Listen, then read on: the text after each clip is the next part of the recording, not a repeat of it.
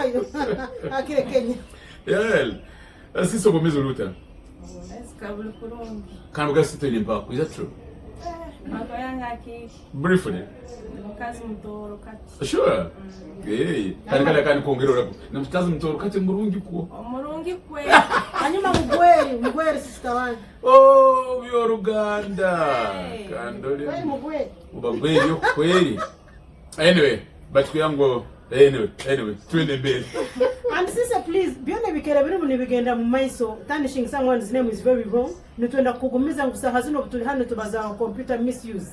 Okoza kubi ebyoma bya kalimagezi musango ni kukwata for heaven's sake. Na byone muri muni mukora chaino gwera kuvuikiza noja garorama songs. Now, we are not here to interrogate. Twetaga kabweza sise in ABC to interrogate. But nyonye taga kubaza na sise emotionally. I would call them idiots. I would call them idiots, stupid people. Over to get that comfort. I'm told it was done by a friend, Nyanwa. Nyanwa. Mwisiki omsaija. Mwisiki.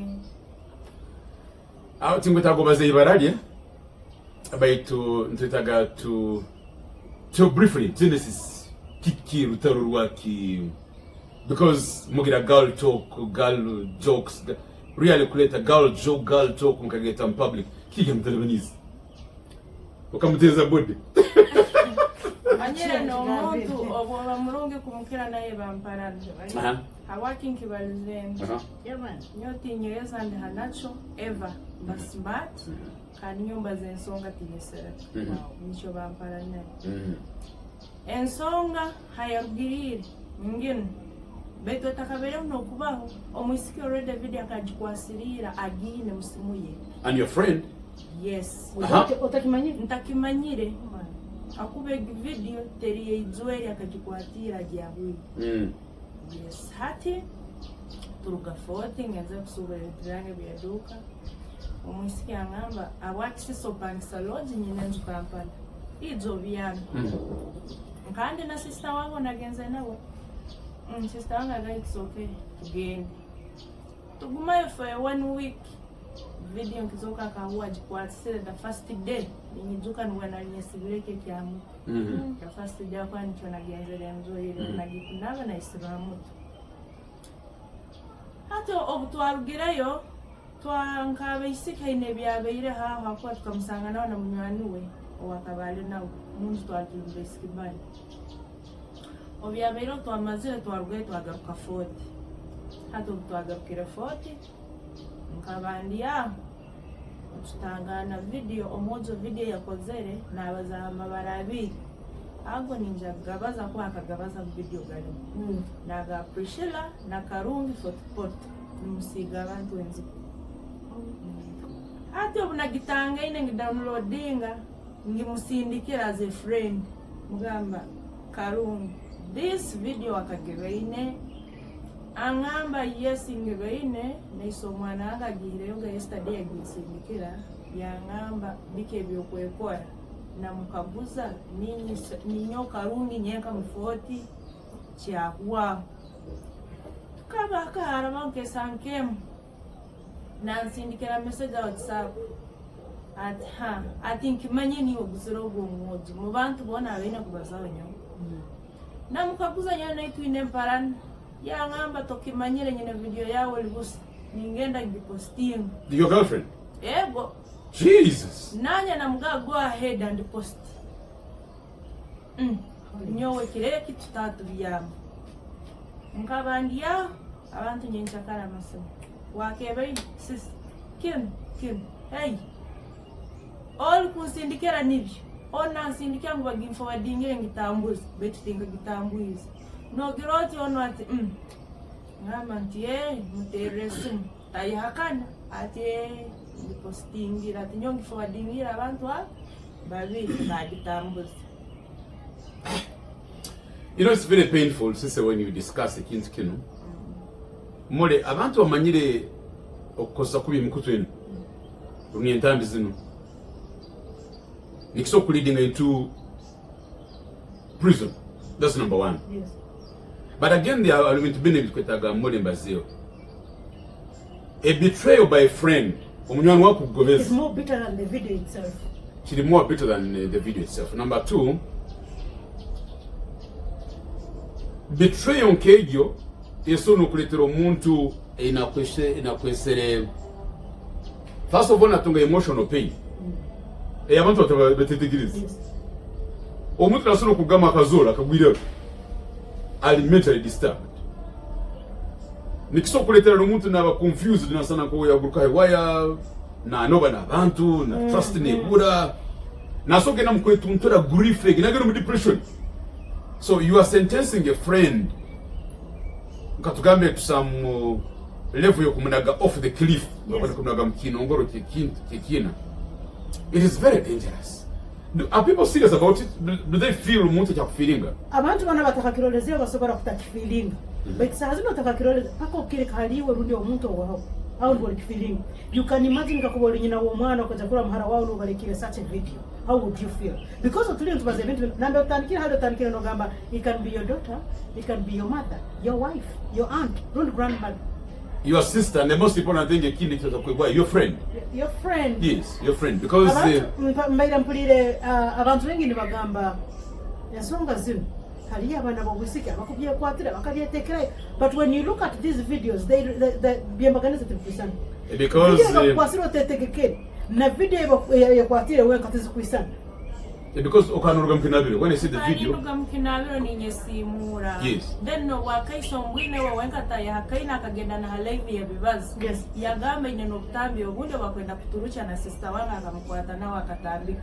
Prevention is better than cure. But of course the component and yokwesibisa, of course they can track. They can track the first phone and forwardingire nezine zikisharingire.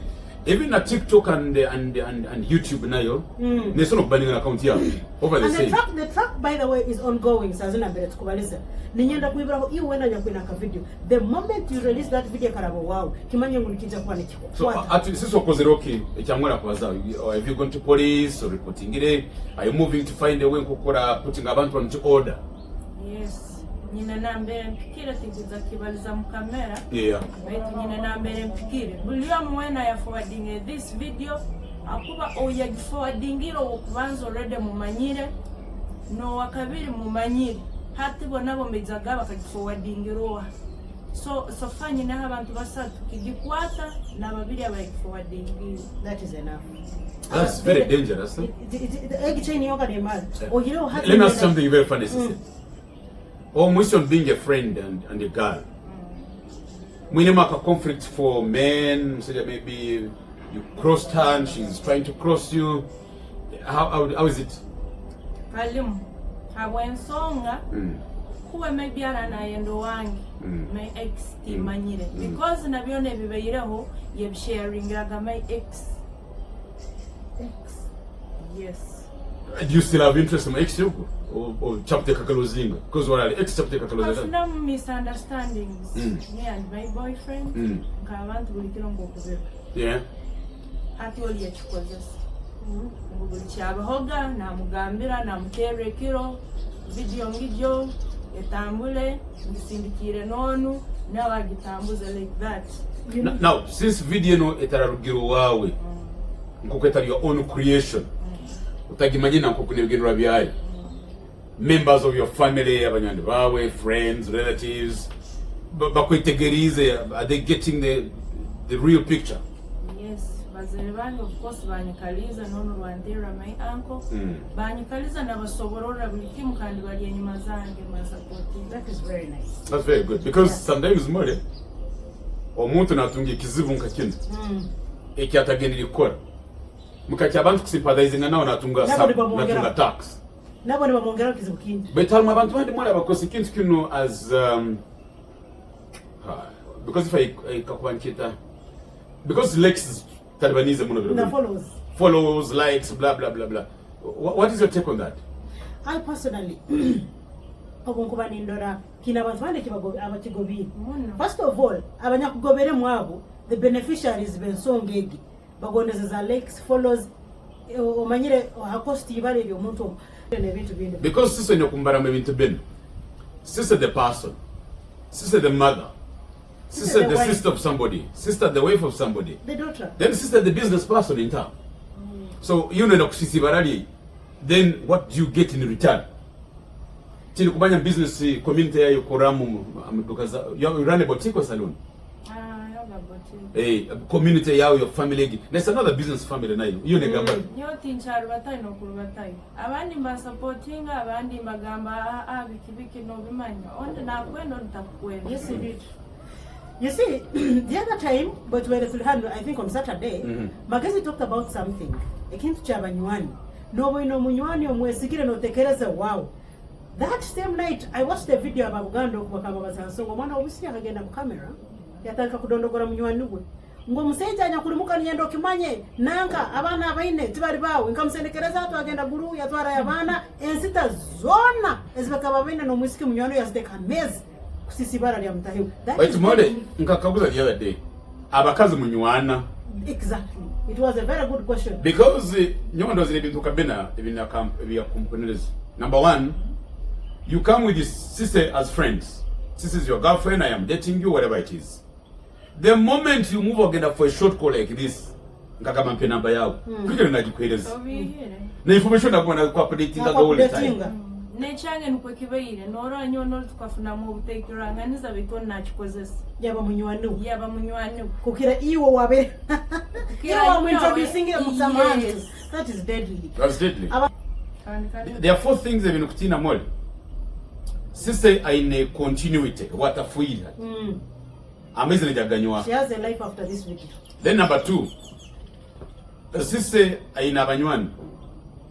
Abataba involved in this act. Yes, indeed. Naija kuleka kubaza na abanywani up to when. Sise no baragirata aina ku traveling. Naija ku traveling and no one has to go. To me she looks a young girl, najagena mu club. Najaja mbivulu najajanka. Naija kubana baza no. Then now today nko kwese rugana ne hinduka like this.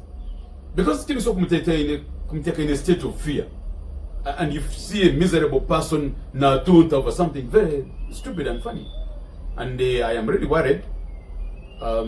Emotionally, how do you feel? No, who are stable? Are you stable emotionally? Runotina na church kugiayo. Gumite. Gumite. She's gumite. Ndi mukazi mugumu. Oli solid. Nyo bulikiro bulimbere indaba mmanya ninjagunga. So ngumangumi.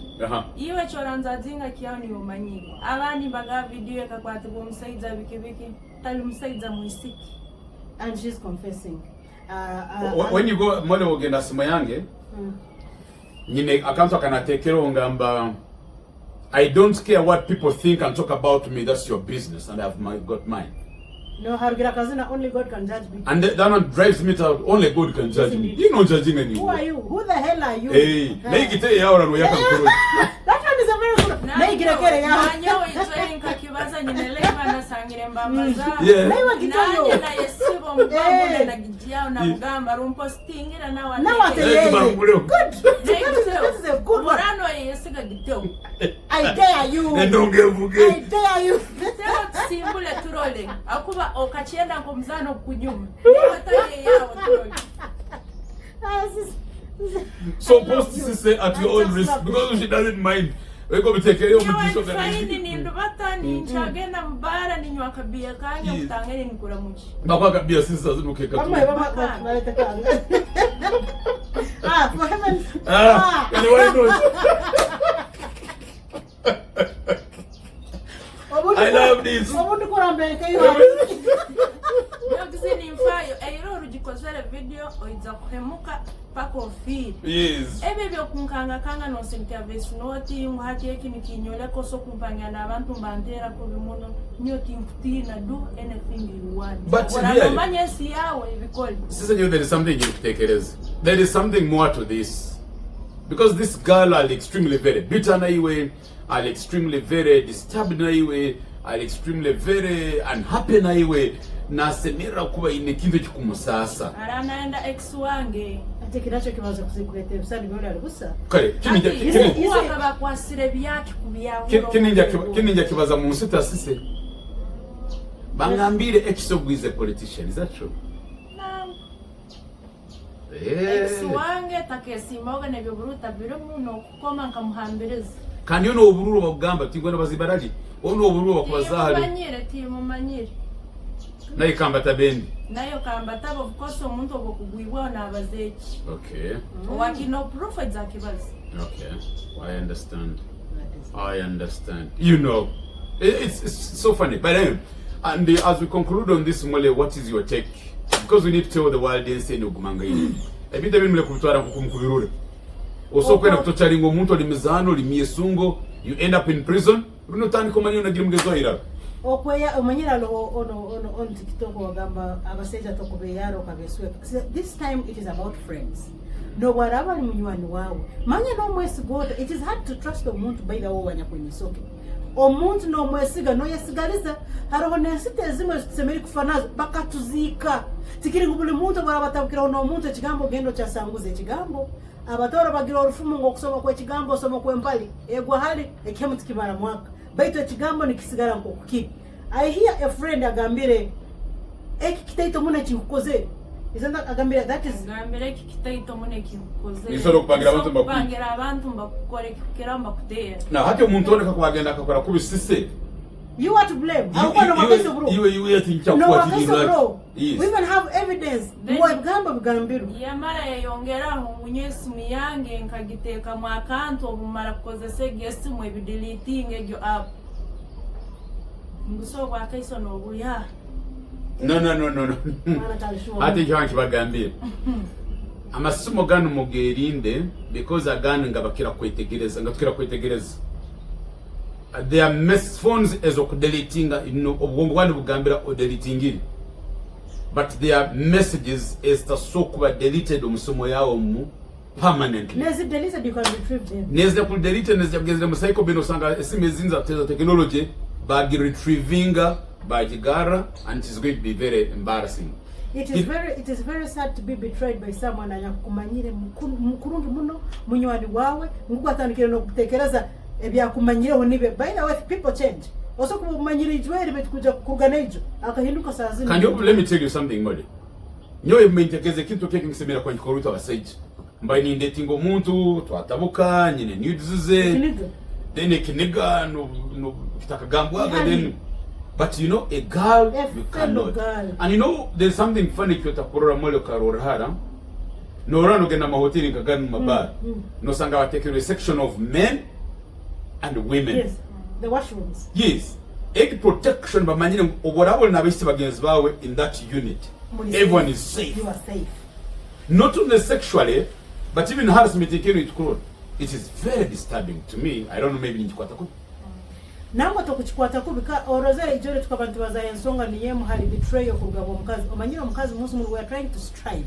But it is a fellow woman who is trying to bring you back down. To put you down. To put you down. Oja kusanga ngu omanda we mukazi no gambire buna bekali ya sofa set. On top of the roof like here. I don't know what na managing. And it is unfortunate how we trust these women.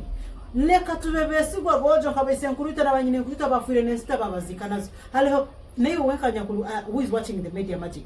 You have that special person who holds your special something. Wakulirota kakubosanga releasing enyengi. And of course, see, a bit of a model. Maybe Sir will say something.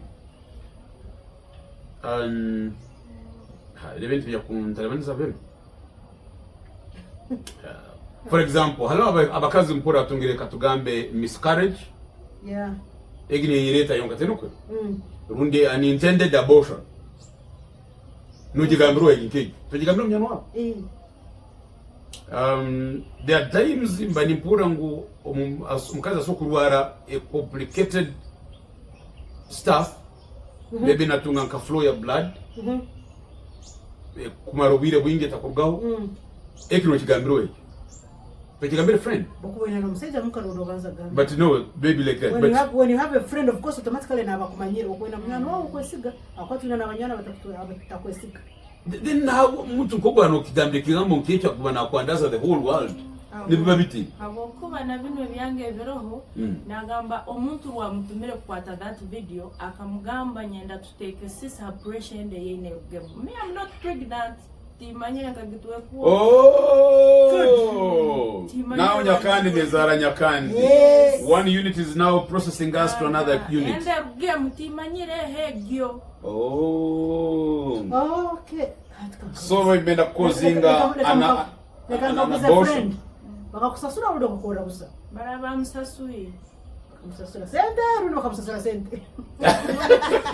obundi bakamugamba nkorrect then nkugonza Baro. nacho nikisokuba hati bo In return. bakwire zimba hezo Because no, I think unihangu magezi you have friends. Oina munywani wawe ole wa mutima no gwakuba kozereke. You cannot be forced to do such a thing. Of course, first of all, there are two things. One, ekigambo kya abortion mubaze genda yakwine rugemu, and then you gain what? Amagoba no yamuki. That X. nukwenye ruge mbandeki oswewe gitwali Kandi so kurugamu wala atagitwe nambe bizibindi. mbonge mbangarukira nyo Because of what? Give us the reason. akuba ndi murungi akuba ndi murungi wa wenke cyakozere kibumazire wikitinde sawa nagera kikozere nyo kuno cyekozere kandi na fort tasokuru batayisanze She's the best in Kampala.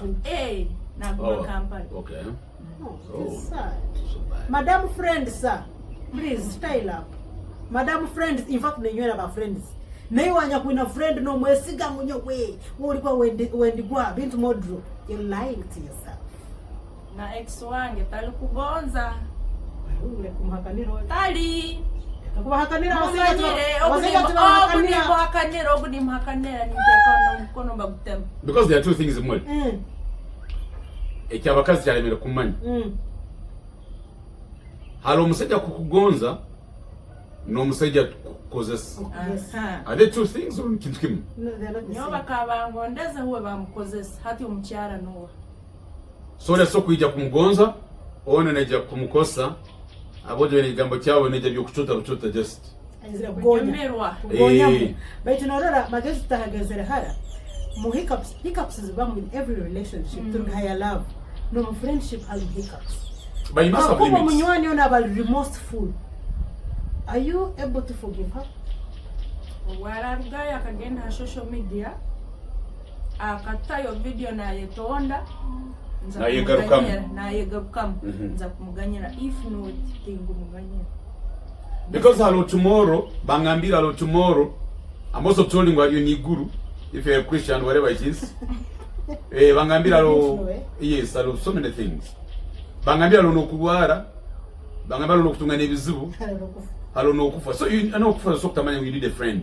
But you know as obukocha mumezi you need a friend. Yes, of course. And it doesn't cost you anything. You can say, sister, I'm so sorry about this. It happened in taken by ABCD. Namutunaka kanyosha. And then you mend fences. betukanje nabaza nagamba kuwe abapolisi busaso kumukwata nyina mugeigai n'abantu abapangisa busaho umusirikale bona abanywani be ina message asinikimanya abesereke manya F so kugwa mukatego biki nibyo nabaza ebyo. So on top of that, msanguli kukozera no intimidating. Alo threatening violence. Alo cyber harassment. Oh my God. It's a lot. There's a lot really. But I am very happy with you, sister. She's very solid. She's very open and flexible. Kakuwa liza na yatonda. Ni muganyira abalizense kiyakoze ni muganyira. Betu kubata chikora nko huwa na yoleka aina hagumire. Bangambire ngu sister mabantanda bakabagamba don't go back to the social media, do not respond, come. This is the same medium we are considered to tarnish you. What's wrong with coming to talk to the people of Uganda? What do you feel? Aunt hati nichongambira lo muntu kwenda no atakwenda na ndo gumewe serekera abantu bagumendo manya akatina no mbantu na abemanya baiti nyonkanyo mbaine mundu obuzina bwange buli mwamakuru obumenyi nkosa dating kubazi so na rugaye na ngana baganga na bwina eki nichiwala kati nyondo mukazi mugumu kuwa wachikoza no wasoi solid, bold, strong. na wazee wange banyesiga bandemera kintu nichikora until kikweli. So let me say Jamukazi briefly. Yeah. Well, of course, the media magic continues, and of course, the two of us toasting the sister today. We are very excited. We are very happy. She's extremely very bold, solid, and